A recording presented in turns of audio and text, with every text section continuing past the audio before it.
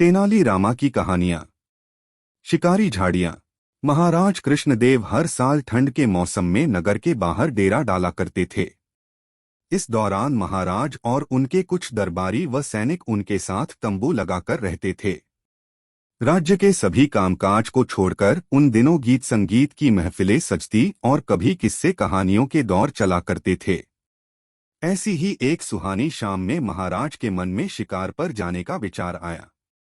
महाराज ने दरबारियों से कहकर शिकार की तैयारियां शुरू करवाईं।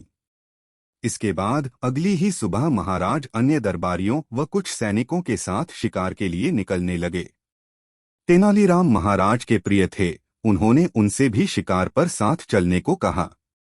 महाराज की बात सुनकर एक दरबारी कहने लगा, रहने दीजिए महाराज, तेनालीराम की उम्र हो चली है और अब वह शिकार पर जाएंगे तो जल्दी ही थक जाएंगे। दरबारी की बात सुनकर सभी हंसने लगे, लेकिन तेनालीराम ने कुछ नहीं बोले।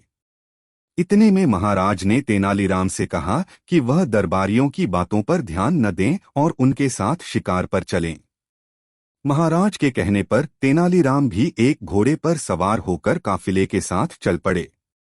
कुछ समय बाद महाराज का काफिला जंगल के बीच पहुंच गया। शिकार के लिए नजरें दौड़ाते हुए महाराज को पास ही एक हिरण दिखाई दिया। हिरण पर निशाना साधने के लिए जैसे ही राजा ने तीर कमान पर चढ़ाया, हिरण वहां से भागने लगा और महाराज अपने घोड़े पर उसका पीछा करने लगे। महाराज को हिरण के पीछे जाते देख अन्य दरबारियों के साथ तेनालीराम भी महाराज का पीछा करने लगे। जैसे ही महाराज ने हिरण पर निशाना साधा, वो एक घनी झाड़ियों में जाने लगा। महाराज निशाना लगाने के लिए हिरण के पीछे झाड़ियों में जाने लगे। तभी तेनालीराम ने पीछे से महाराज को रुकने के लिए आवाज दी। तेनालीराम की आवाज से महाराज का ध्यान भंग हो गया और उनका निशाना चूक गया। हिरण के झाड़ियों में जाते ही महाराज ने पलटकर गुस्से से तेनालीराम को देखा।